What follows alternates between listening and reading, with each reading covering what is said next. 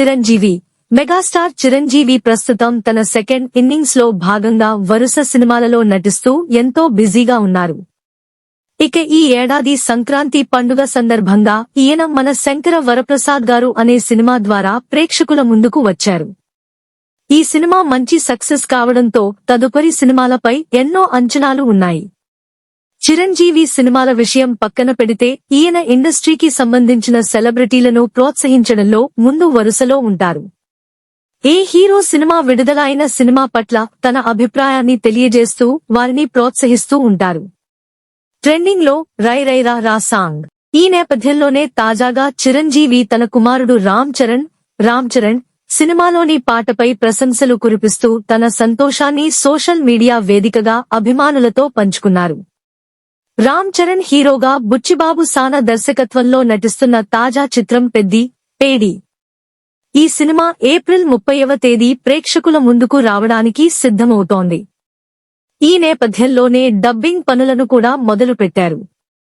ఈ సినిమా నుంచి second single రై రై రారా రాయ్ రారా అంటూ సాగిపోయే పాటను విడుదల చేయడంతో ఈ పాట సోషల్ మీడియాలో ట్రెండింగ్ లో ఉంది.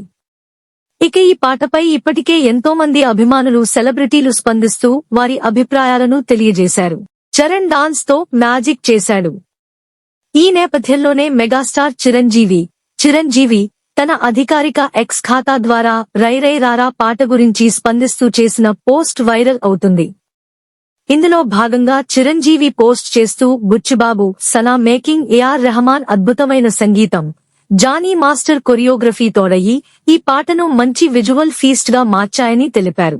చరణ్ తనదైన గ్రేస్ ఎనర్జీతో డాన్స్ లో మ్యాజిక్ చేశాడని, అనంత శ్రీరామ్ సాహిత్యం, రత్నవేల్ విజువల్స్ ఈ పాటను మరో స్థాయికి తీసుకెళ్లడమే కాకుండా వెండితెరపై ప్రకంపనలు సృష్టిస్తుందంటూ ఈ సందర్భంగా చిరంజీవి రై రై రారా పాట గురించి తన అభిప్రాయాన్ని తెలియజేస్తూ సోషల్ మీడియా వేదికగా చేసిన ఈ పోస్ట్ వైరల్ అవుతుంది.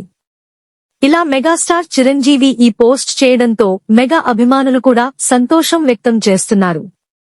ఇక రామ్ చరణ్ సినీ కెరియర్ లో పెద్ది సినిమా చాలా కీలకంగా మారిందని చెప్పాలి. రామ్ చరణ్ సోలో హీరోగా ప్రేక్షకుల ముందుకు వచ్చి హిట్ కొట్టి చాలా కాలం అయింది.